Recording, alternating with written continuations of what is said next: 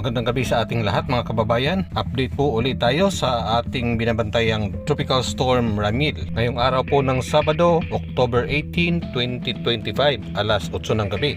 Base po dito sa ating latest weather radar animation, nakikita po natin dito ang sentro ng bagyong Ramil na nasa Naga City na po. Kung napapansin nyo po, yung yellow at orange color na yan ay nagpapaulan na po ngayon na malakas dyan sa may Catanduanes, ilang bahagi po ng Uban, Sorsogon, sa Naga City, Camarines Norte, Pulilio Island at ilang bahagi po ng Eastern Quezon, Eastern Aurora at Isabela. Para pa po sa mga latest pang updates, mag-follow po sa ating Facebook account, sa account na ito at sa YouTube natin, Initing TV by Nelsoft. Pakishare na rin po sa ating mga kababayan na apektado po ng bagyo.